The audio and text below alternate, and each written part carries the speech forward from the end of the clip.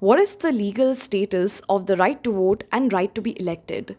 In 1975, the Supreme Court, in the case of Indira Gandhi versus Raj Narayan, held that free and fair elections are part of the basic structure of the Constitution of India, and any laws or policies that would violate this principle could be struck down. The Supreme Court held, however, that the right to elect and to be elected do not enjoy the same status.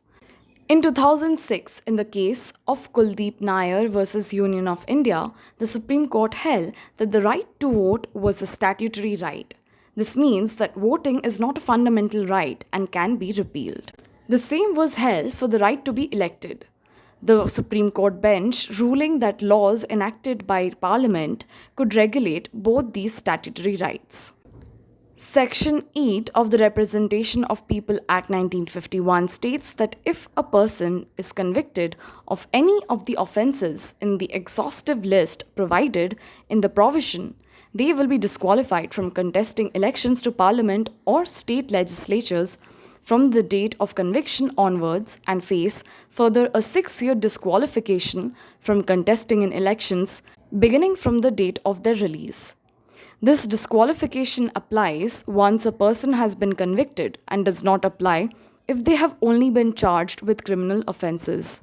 Section 62 of the RPA provides a series of restrictions on the right to vote, including subclause 5, which states that no person shall vote at any election if he is confined in a prison, whether under a sentence of imprisonment or transportation or otherwise, or is in the lawful custody of the police.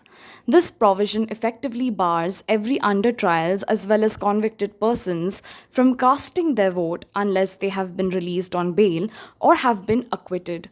However, an exception is provided for those in preventive detention who can cast their vote through postal ballots.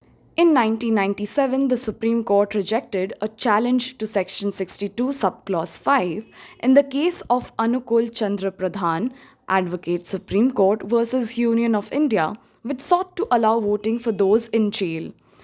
First, the court reaffirmed that the right to vote was a statutory right and could be subject to statutory limitations. Second, the court held that there was a resource crunch as infrastructure would have to be provided and police would have to be deployed.